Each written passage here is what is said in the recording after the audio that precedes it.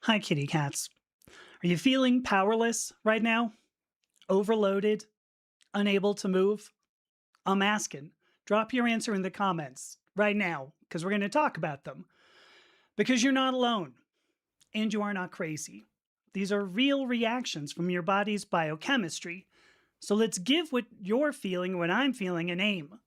Tonight, even here in the middle of Pride Month, we're talking about the weight the gender diverse community is carrying and why your body and my body is telling you something that science can explain. So let me see who's here. Oh, there's Thistle. Hello. Oh, there's Muffins. Hello, Muffins. And Margie and Angela. Oh my gosh. Muffins is saying they're awake until 1 a.m. just to be here. I am completely honored. Thank you so much. Um, Let me go through quickly who I am. I'm Dr. Amethysta Herrick. I am both a scientist and a content creator. My job is to discuss identity and gender through the lens of the scientific method. I'd love for you to go to my website, which is down there below, purplepawclan.com. You can find the social media networks I'm on, read articles I write, listen to podcasts I've done, join our Discord server, and hang out with us.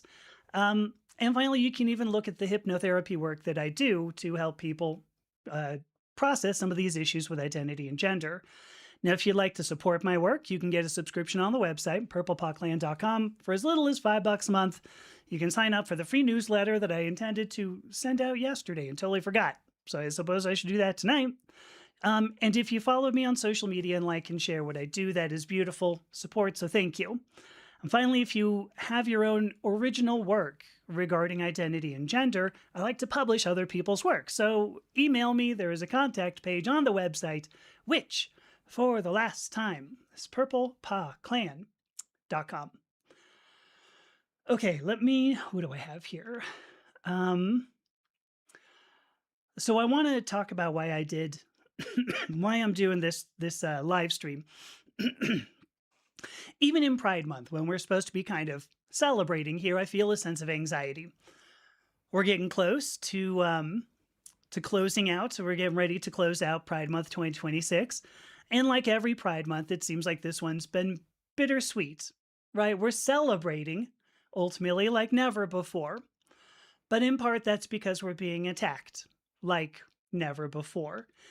If you happen to be in the United States or if you're in the United Kingdom, I'm sure you know what I'm talking about. Governments right now, those two governments at the very least, want to strip the gender diverse community of rights. They even want to strip us the ability to use a public toilet. And make no mistake, this is just the beginning. The rest of the queer community is next. I know it, even if the rest of us, some of us in the queer community don't want to recognize that.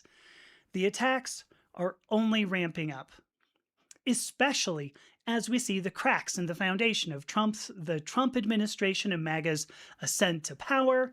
We've got somebody here in comments who is saying, oh, the madness is ending.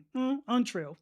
I will guarantee it that all of this nonsense with Trump's administrations, there's cracks in the foundation, no doubt.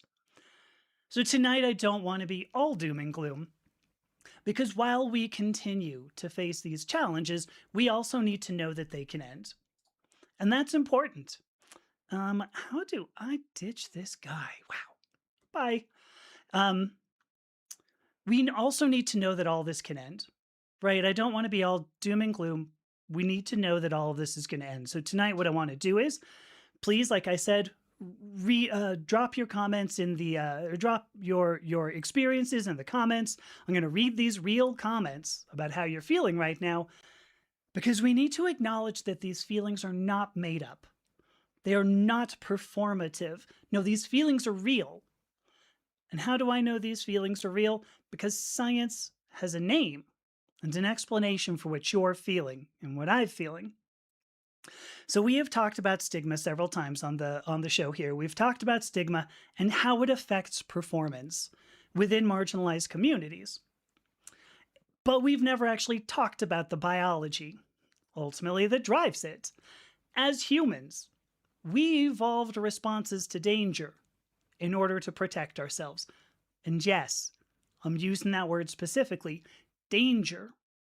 When we sense danger, our bodies react, and that is what we're facing right now.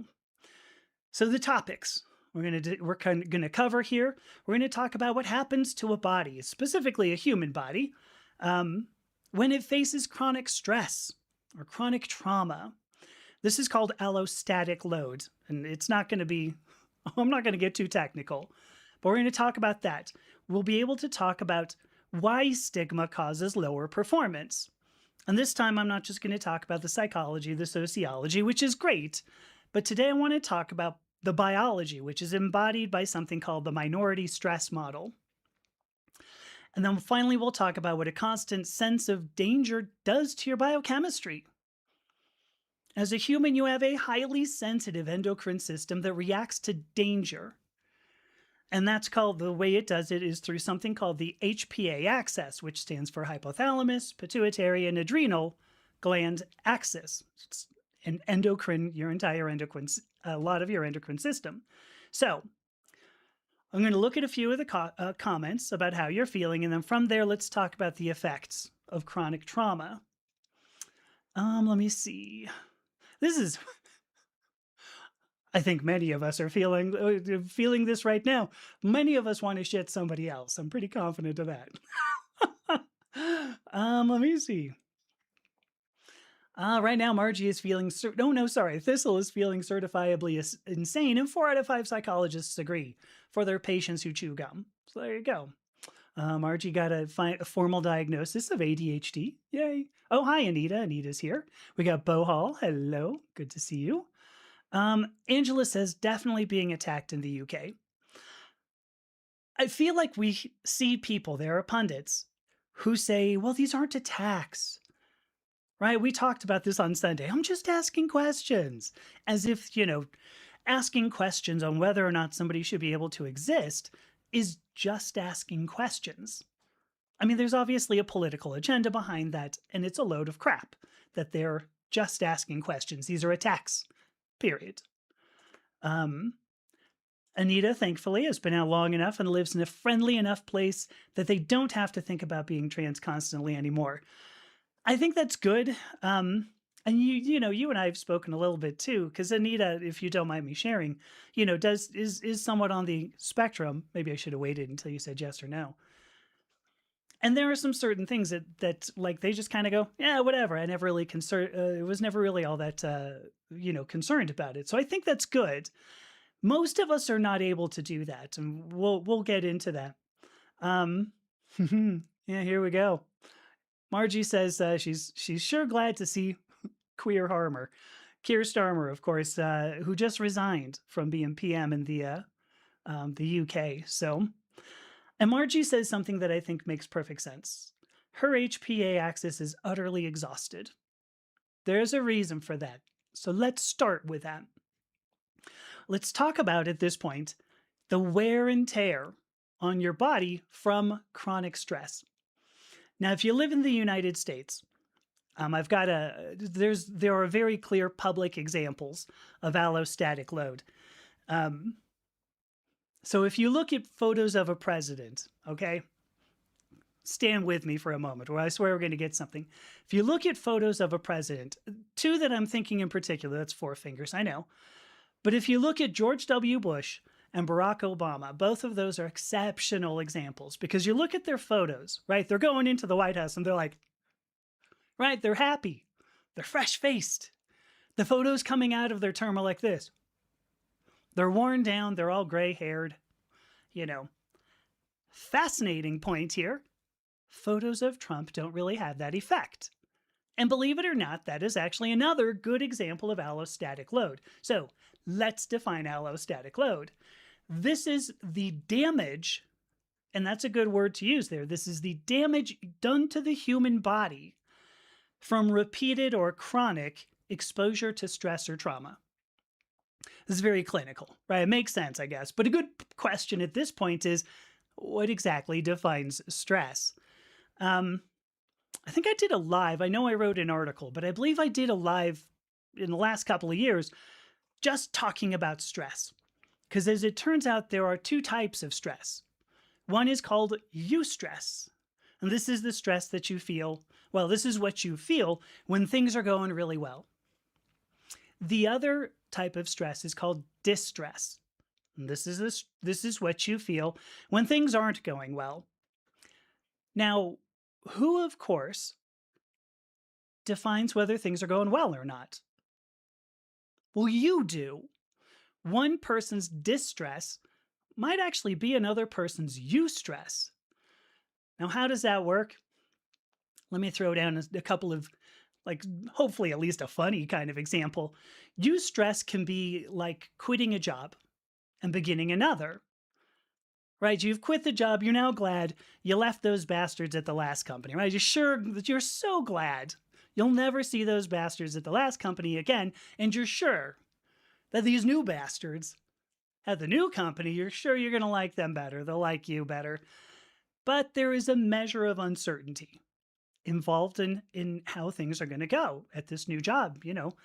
That is a form of stress. It's a good form of stress because you're glad that all this is happening, but it is a form of stress. Distress, let's say, can come from actually being let go from a job. Now, maybe you're happy. Once again, you're not going to see those bastards at the old company anymore. But now you have to worry about money. You got to worry about finding a new job. And once again, there is a measure of uncertainty. Are you going to find another job? How well are you going to survive until then? So stress typically occurs. We typically describe stress occurring because there is a measure of uncertainty when we don't know what's going to happen. Because our minds will manufacture reasons to worry. You don't even need real reasons. Your mind will manufacture reasons to worry because humans love to plan things out. We love to know things exactly. Ooh, I'm seeing Alexia Frost. Hello, Alexia. I just started following you and found all your content. Good to see you. Sorry, I'm done. Humans love to plan things out. We don't like uncertainty. I am totally guilty of this. Okay, maybe you are as well. In fact, actually, please comment again if this resonates with you. Uncertainty leads to stress, and stress leads to allostatic load. What that is, the response is your body is responding to this stress by giving you, ultimately it's hormones, but giving you the energy to push through it. Believe it or not, you need these pushes to survive. Our bodies have to maintain what's called allostasis. So this is maintaining a level of activity within the environment. And it's not just your body. There's always an environment involved in this. Our bodies need a threshold value of stress in order to respond to the environment appropriately. Seriously. You have to have a certain amount of stress from the environment. And it takes a response to that stress in order just to remain breathing, just to keep breathing here. So we need this stress. A little bit of stress keeps the body going. Too much stress overloads your body. And we know that there is sort of this threshold or sort of optimal level of stress. It's not too much that your body goes, oh my God. And it's not too little that your body goes, well, I could do more. It's at a point where your body actually performs very well. And so you can actually see this. There's a response in terms of the amount of load that you can take. Unfortunately, all of these responses come from your endocrine system. You may be going, why is that unfortunate? It's unfortunate because measuring and modifying an endocrine response is very difficult for medical professionals. If you're on HRT, hormone replacement therapy, presumably you know how tricky it is. Hormones are dreadfully hard to control. In fact, actually, speaking of controlling your hormones, Margie and I did a conversation about the amount of effort that goes into some of this stuff. So unfortunately, these responses come from the endocrine system. But on the point here, the big point is that uncertainty to your body means danger. Your body sees uncertainty as danger. This is a response that almost every single animal evolved. I think I did hit every single animal here. Uncertainty means danger. Danger means to react, and the reaction causes stress. Sometimes that's okay. Let's return to presidents. Okay? Bush and Obama faced great challenges, and I'm not trying to say anything about their politics, you understand. Both of them faced a lot of challenges in the 8 years that they were in office. Both of them had a lot of stress. They were dealing with wartime things. There was a lot of uncertainty, and they cared about this. They cared about the uncertainty. They cared about leaving a legacy that was going to be positive. Trump, candidly, has always been a blustering fool who won't admit he's wrong. And you can see, literally see, that he did not age quite much from his first term as the other two did. So that's the beginning of what we're facing, okay? The beginning is that the uncertainty of what we see today, all of these attacks, is interpreted as danger by our bodies, and danger is a source of constant stress, constant trauma. So that is an environmental effect. How does this play into stigma? Because we've talked about stigma and its effect on performance. So why does that happen? So now we can talk about what's called the minority stress model. Let me check comments. Let me see. So, see, look at this. Angela says she's lived in a cis world for 36 years because she passes. But for the first time in many, many years, she feels uncomfortable going to a shopping mall toilet, even though nobody notices her. I got the exact same thing. You know, when I guess passed enough that I could go into a bathroom, I was like, woo, I'm so glad of this. And now I'm like, now it's 2 years later. And I'm like, yikes, do I want to do this? Is somebody going to tackle me? Because, I mean, there's already been plenty of reports. I mean, Nancy Mace and Lauren Boebert, right? Chased some cisgender assigned female at birth person into a bathroom and accosted them, thinking it was Sarah McBride. I mean, this is just going to become the new normal. Well, hopefully it won't, but we'll keep talking about that. I think a lot of us are worried about this, even if we pass flawlessly, because it's uncertainty. What's somebody going to do? Are they going to run after me? I definitely do want to. Margie says the Trump pictures over time are proof of no brain, no pain. That is exactly it. He has no concern. He's like, I might leave a legacy. I might not. I don't really care. And I certainly don't care about what you have to say, right? Bo does bring up, I don't know how we got a president with soggy cereal brain growing a pin mold on top in office. Oh yeah, people are desperate for change. Yeah, this is not the way to do it. I'm just going to say that. Pin mold on top. Hello, Forrest. Good to see you. Wait, Duke, I've been here like 10 minutes. Well, it was only 12 minutes late. Hi, Duke, by the way. Hopefully you're busying yourself with good things. Oh, this is interesting. This is fascinating, Anita. Anita says they tend to stay too long in a situation, like a job or a relationship, because change scares them more than the devil they know. That's interesting, right? Change can bring both you stress and distress.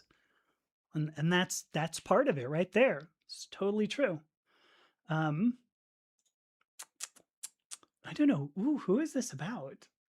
Duke says, I think she's one of the truly fortunate trans women because she's always appeared rather feminine and is just stunning. Oh, are we talking about Sarah McBride? Maybe. So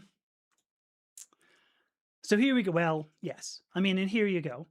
Margie says, I really understand that feeling of constant anxiety for reasons beyond her control. Yeah, we're going to... I figured this was going to hit you pretty hard, Margie. At least we can give it a name. Why don't we go ahead and do that? Let's think about... We've talked about stigma. let's talk about the stress now of being marginalized. Hey, Frybird. So I've done, I don't even know, many live streams where we've talked about stigma and adjacent experiences. I've always used Irving Goffman's book named Stigma to discuss it. This stigma, spoiled identity is actually the whole thing. In short, and I'm not going to go through this whole thing, we observe marginalized communities perform worse than the communities that marginalize them.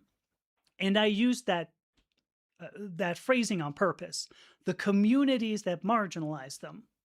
At the end of the day, stigma does not exist inside a person because we as humans only have characteristics, behavior, beliefs. It takes at least one other human to judge that characteristic as good or bad. It is humans who make a decision on an ethical basis. And that's how stigma occurs.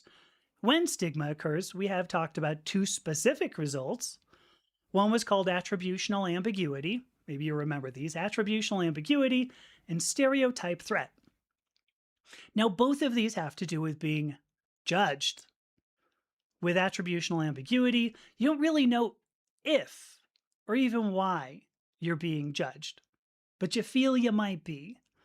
With stereotype threat, you are trying not to be judged for other people's behavior. Ultimately, the stereotype that you're either trying not to lean into or trying to lean into. And we don't know how successful that is. That means the common ground is uncertainty, right? We don't know if or why we're being judged. And that uncertainty leads to this sense of danger. Now, previously I had said stigma leads to ego depletion, which is true. This is the social psychology phrase for it, that we only have so much energy to do, all the things. Do all the things. And when we run out of that of the amount of ego that we've got, our performance suffers because we've depleted all of our energy. It suffers not only because of a perceived threat. That perceived threat causes responses. Attributional ambiguity and stereotype threat cause responses like they are physical danger. And that adds to the allostatic load of marginalized communities.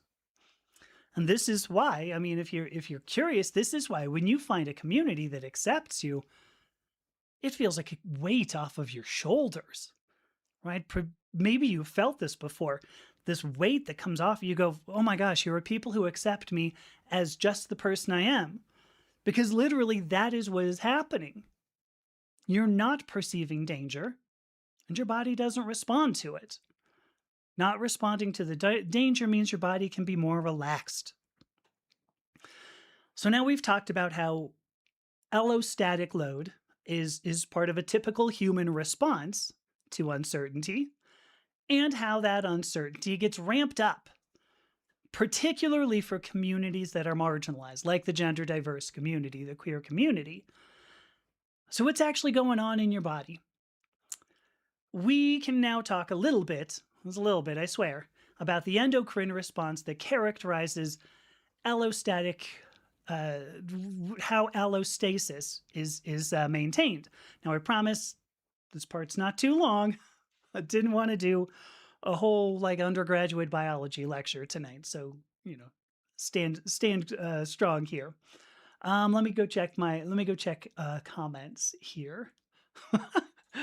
Bo says the nice thing about Bush is he quietly retired. Isn't that true? Yeah.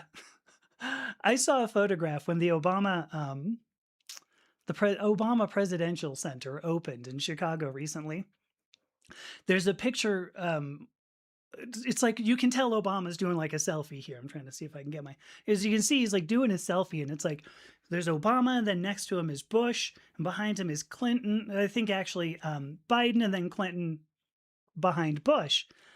It's like four presidents that are all just like, right? They're like, look, here we are defending the nation, being, leadership and all. Who is conspicuously absent, of course, was Trump. Anyway, I saw that and I was like, oh, the nostalgia.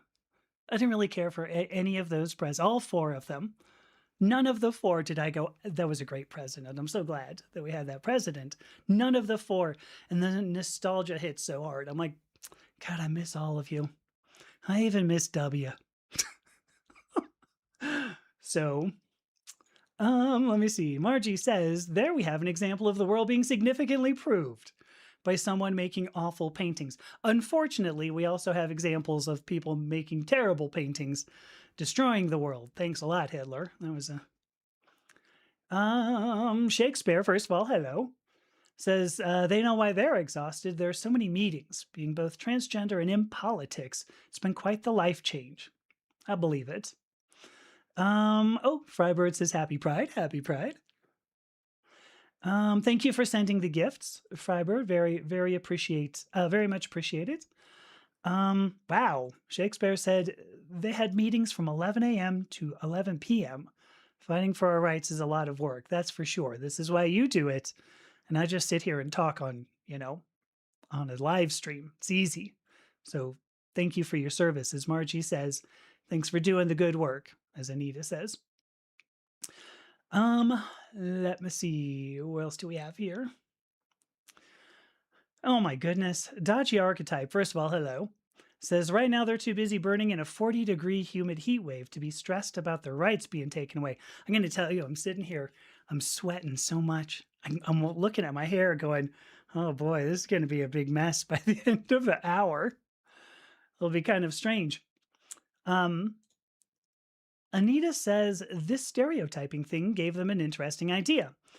They think they were ready to come out when being stereotyped as trans started feeling more tolerable than being stereotyped as a man. Isn't that fascinating? Right? So you wanted to lean away from one stereotype and into another. And that puts you in that sort of no man's land. I hate to put it like that, but it puts you in sort of this purgatory sort of thing, right? What is the word I'm looking for? Well, anyway, the point is in between, and it's frightening. It's scary. It's scary. Oh, come on. Frybird says her paintings are not world destroying. Sorry, she sucks at art. Untrue, because I've seen it. Fo says Donald Trump hates trans people because either way they're more masculine than he'll ever be. Well, I think there's something to be said there. Gonna agree. New Orleans, if it's in the high 90s. All right, let me move on a little bit here. This is the only bit of biology that I was going to tell you about here. How our endocrine system responds to danger. Now, to back up a moment, allostatic load, right, comes from uncertainty. Like that is actually what allostasis is. Needs a certain amount of uncertainty so that it can continue to respond. Uncertainty, unfortunately, is perceived as danger. And danger is something our bodies respond to automatically. Oftentimes, we don't have to think about it, right? Which is our bodies just respond. Which brings up a very interesting point. We have a decent amount of research in which, pardon me, sorry about that, a decent amount of research in which we've observed the body can respond to threats before the mind seems capable of perceiving them. And maybe you're saying, you've been saying perceived threat, perceived danger, kind of implies, kind of implies that we have a mind perceiving them. And it's not strictly the case. In many cases, when a threat arrives, we're actually not sure. I mean, biologists, psychologists, we're not really sure why we feel the threat, but we do. And there's a lot of things that could go into this. Maybe it's the sense of smell. Maybe it's the sense of pressure. Who even knows? But the mechanism that drives this, the response, whenever we perceive danger, the mechanism that drives the response is called the HPA axis. Now, I had told you HPA axis stands for hypothalamus, pituitary, and adrenal glands. So here's a fascinating tidbit. 2 of those are in the brain, the hypothalamus and the pituitary. Sorry, I won't keep you guessing. 2 of them are in the body. Like the adrenal glands are located just above the kidneys. I mean, like down by your waist, right? Sometimes the thyroid gland is included in this system, so you get, sometimes you get that, and that one's in the neck. That was not in the brain either. So how do these glands operate? It's kind of a good question. There is a very complicated chain of hormone secretions. So all of these glands are endocrine glands, and all of them communicate through secreting hormones. Those hormones get released into the bloodstream, and then it kind of makes you wonder, like, how quickly your brain and your kidneys can communicate, right? If it has to, like, if you have to have blood that's bringing something, down to another gland, like, how does that happen so quickly? Obviously, they communicate very quickly because they appear to communicate more quickly than your mind can even register danger, right? Before you go, that seems dangerous, your body's going, shit. And then your mind goes, what? Oh, that's danger. Seems it's sequential. Very fascinating. Let me cough for a moment. Because here's an interesting, where does it go? Margie says the word adrenal literally means beside the kidney. Beside the kidney, right there. So this response, so how does these things communicate so quickly? It's a bit of a mystery still, but this response, this HPA axis, we know is very old. The hypothalamus is found in all vertebrate nervous systems. I say humans, vertebrates. The line of vertebrates goes back as far as maybe 500 million years ago. 500 million years ago. The pituitary gland is common to all modern vertebrates. It developed pretty early on.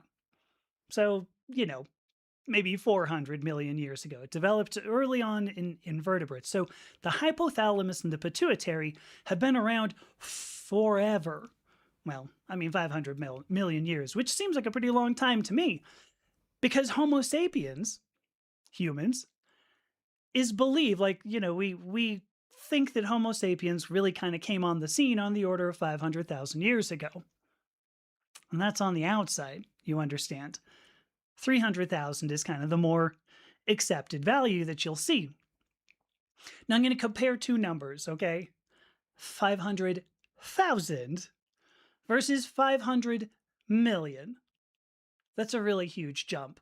When you think in terms of especially evolution, that is a really huge jump.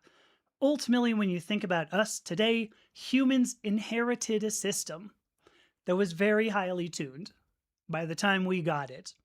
And that is why stress today can be so debilitating. We have danger responses that literally predate our species by hundreds of millions of years. That we respond to danger is not just typical, it is 100% expected. And so now what we can do, now we can wrap up by talking about what we're all feeling, what some of you have said in the comments, right? What is the response that many of us feel today? Is there anything that we can do about it? Let me check some comments here first. It struck me. I said no man's land, and you say it's a perfect phrase. Yeah, actually. When it comes down to transgender women versus presenting as a man, yeah, it was a great point. I didn't think about it, but yeah, so right. So here, Angela came out as transgender in 1990, right? So that's been a while. You get to a point where you can't pretend any longer. You're feeling that danger all the time. You're feeling the danger. How am I being perceived? What would happen if I just present differently? Here's a neat. Duke was saying he was watching Taboo Science's video on kink yesterday, and he doesn't understand why the one on YouTube is so heavily promoted, but it's not far off from the foot fetish one. You know what? I don't know. There is what is that documentary? Max shoot, I will have to go and find it. But there was a documentary by a guy named Max. Oh my God, my hair is so so wet. Um, I actually interviewed the guy, the maker of the movie. It's a really good documentary, and it does actually follow some people who are gender diverse to a kink conference, was specifically a BDSM, I think, conference in Los Angeles. So I don't know. If I find it, I'll post it somewhere. I totally forgot the name of it. I want to say it's called On Kink. On Kink? Touch Kink. There we go. It's called Touch Kink by Max something. Sorry, Max. Um, and the reason why I remember that is because in my head, I'm like, how did I remember this? It was reach out, touch faith. No, reach out, touch kink. There we go. Anyway, here we go. So Duke says he does acknowledge for most asexual folks it's probably based on sensuality. So maybe you're right, your wiring is different. I don't know. It's a good question. Oh, fascinating. Anita says they had to sort out with how the pituitary and the hypothalamus are different. As in German, they learned, I don't know how to say it in German, but hypophysis or brain attached gland for the pituitary gland. It's kind of fascinating. I would love, hello, mysterious biznatch. I don't know you first of all, but hello. Says we can moon the White House. I'd love to do that. Just drive by with my ass hanging out the window, right? Woo! I'd be willing to do it.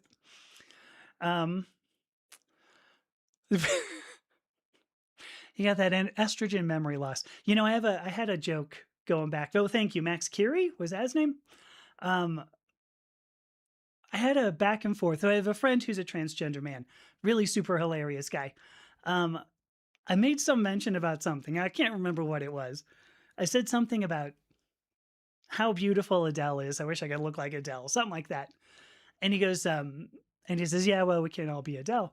And I went, whoa. I mean, thanks, first of all, for like completely dropping on my, like, cause that was like threw you a long, slow lob, right? Like you should have been able to bat that out of the park by going, no, Amy, do you know how beautiful you are? Come on, look at you.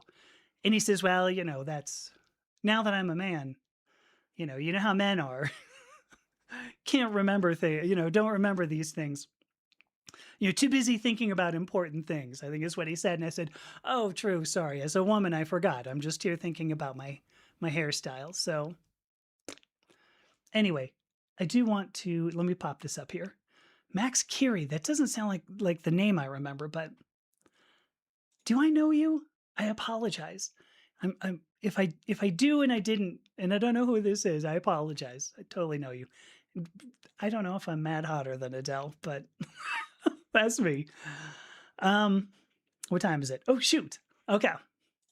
This was another one. I didn't want to go that long, but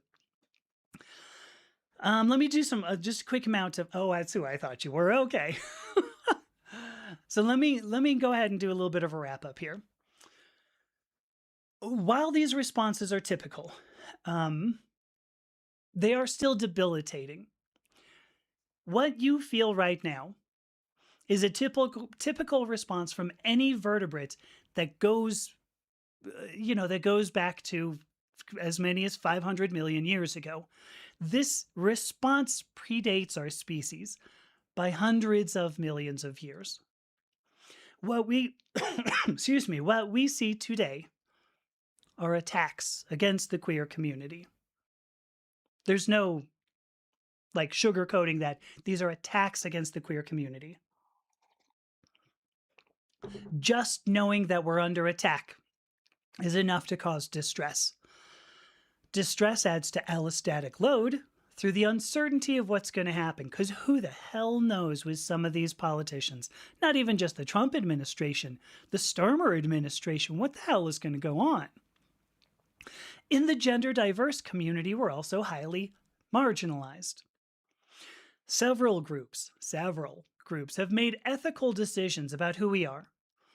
Several groups claim we need to be wiped out entirely, taken off the face of the earth. And all of us, the only thing we know is what we experience. We only know who we are.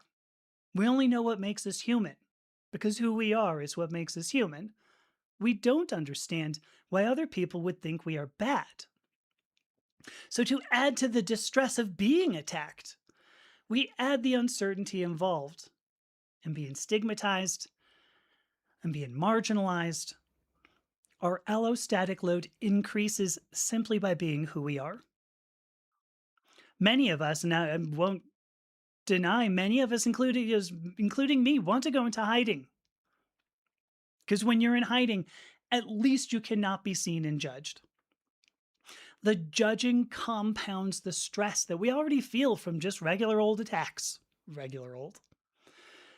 The worst part of all of this is that these attacks, the attacks, the judgments, the effects of both of those are not isolated.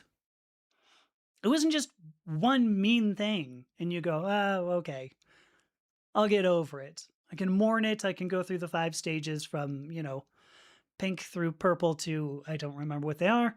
These effects end up being chronic. And these effects have ramped up over the past decade at least, but now at this point they've become a cacophony in our ears over the past 18 months. So why do you feel the way you do? Why do you feel overloaded? Why do you feel powerless? Why are you struggling on a daily basis just to keep going? Because that is a normal and typical human response to everything that's going on today. A normal and typical doesn't mean they're good, doesn't mean you want to hold on to them. And yes, this happens even in the middle of Pride Month, even at the time that we're supposed to be glad of surviving to this day. Pride Month ends up increasing our visibility, and it likely increases our perceived sense of danger. So,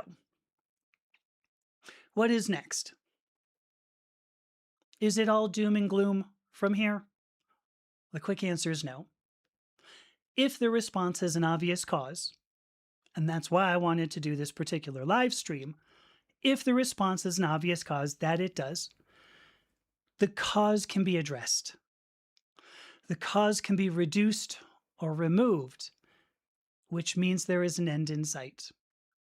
Or at the very least, there is a remedy for what we all feel. Let me show something really fast. Frybird asked me to say this name. Rest in peace, Ashley Traffic. There you go. Rest in power. Thank you, sorry. Rest in power, Ashley T. Traffic. So there is a remedy for what we all feel. All of us have an ability to make it through, to persist to the other side of what we're feeling right now. It isn't just today or Pride Month or the duration of the Trump administration. There is a small point that shifts when we're feeling our very worst. And that is what we're going to talk about this coming Sunday. There is a pattern that emerges when you look at enough stories of survival. And if we can observe the pattern, then we can use the pattern to figure out how to survive today. If you are not in the Discord server, and I hope you are, again, if you want to be, go to purplepotclan.com. There's a page there to get to the Discord server. If you look in the menu under offerings, because I realize it's not super obvious, I'm going to put that question into our Discord server probably tomorrow so that we can start hearing some of these stories of survival so that we can find that pattern. So that's what we'll talk about on Sunday. And this is what I had to discuss tonight. Let me check some of these comments. Where was here you go, right. The bird is an amazing painter, so true. There was another, here we go. So Anita says an important difference between us is that, between Angela and Anita is that Anita experiences gender largely as something projected onto them by others. See, that's part of what I'm saying. I think there's an interesting there's an interesting tidbit in all of that. So there you go. Oh, yeah, look at that. See, if I'm going to go be Adele, I need to sing the song Pie Fall, not Skyfall. Let the pies fall. Oh boy, the crust crumbles. I'm not going to do it. We will stand tall, face it all, splat at Pie Fall. Thank you. I'll be putting out an album next year.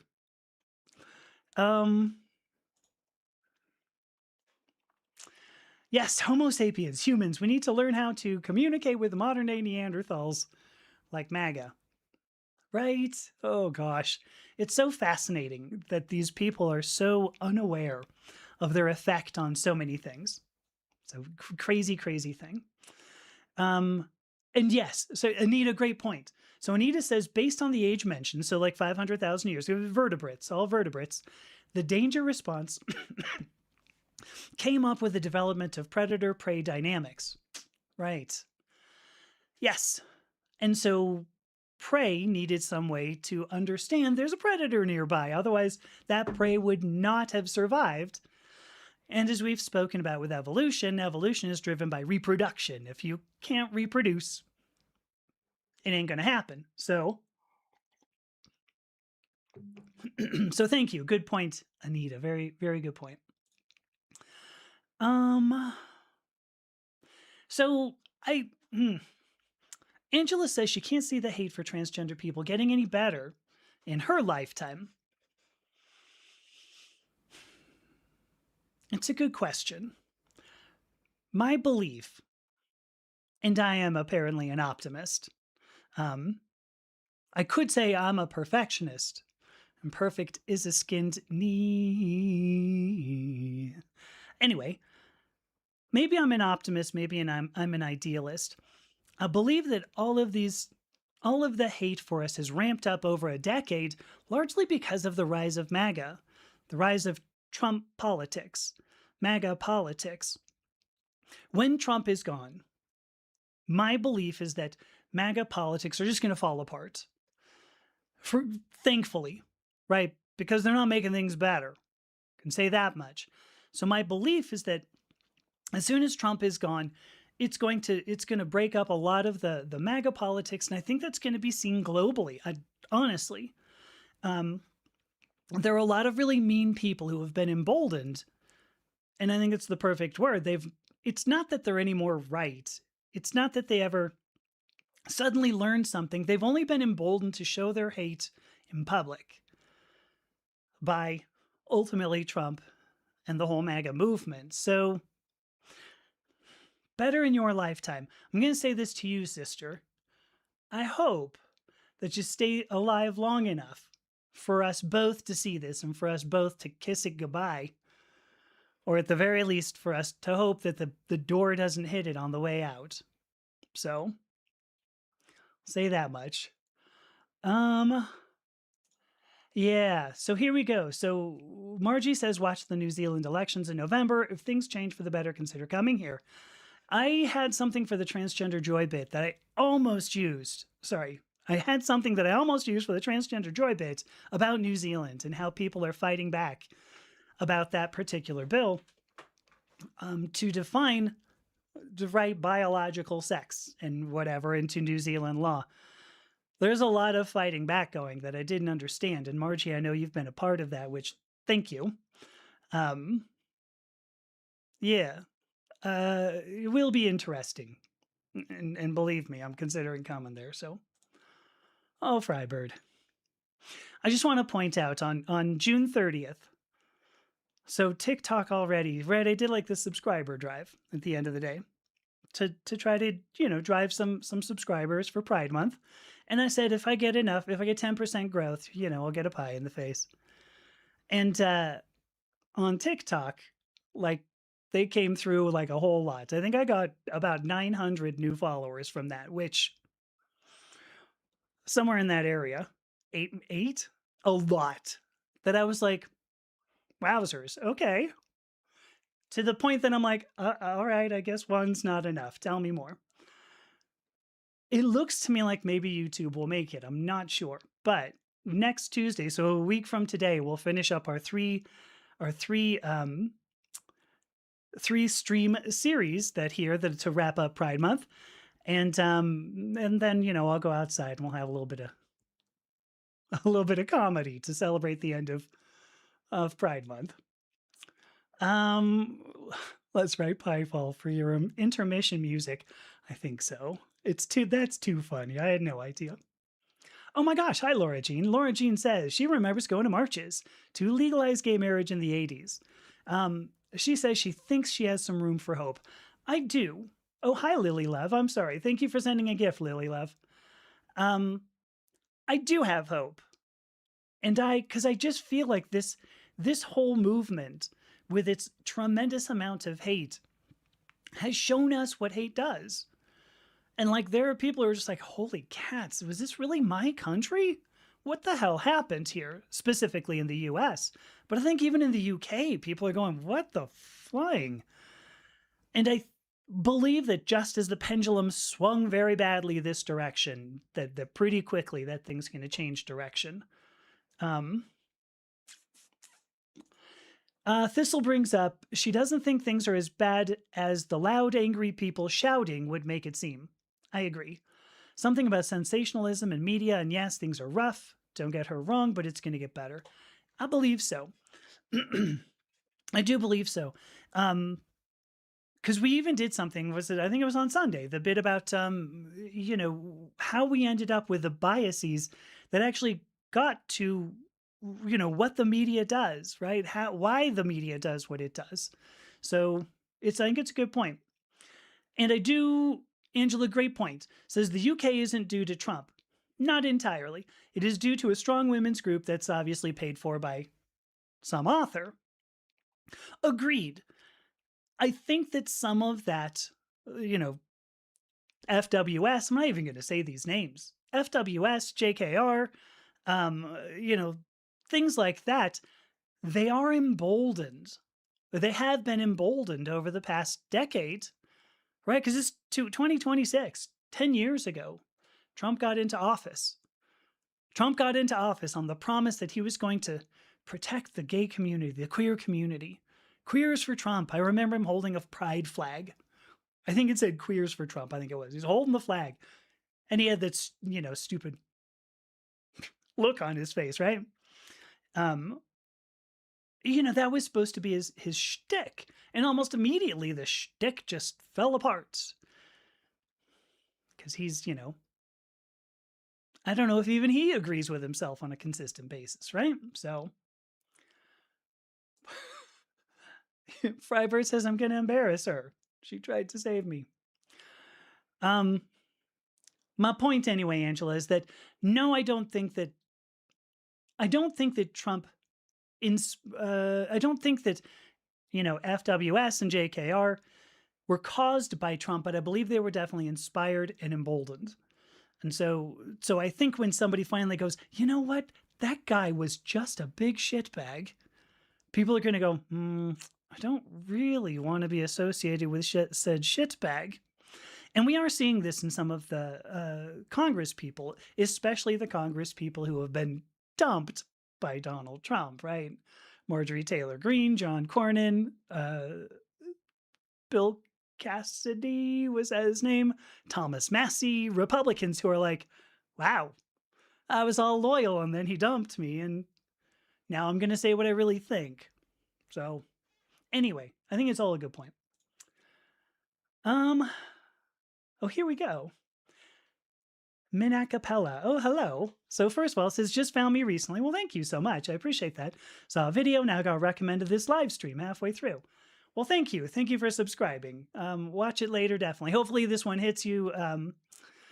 It's all about why we feel the way we feel right now. So thank you so much. I'd love to call that out.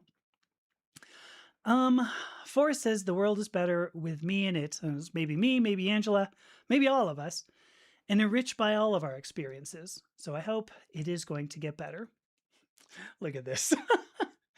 Minacapella. One of us. Gabba Gabba. Oh, Mina. Mina Capella. Oh my gosh. I am an idiot. How did I not see that? Mina. My apologies, Mina. Can I assume she, her pronouns? I don't want to.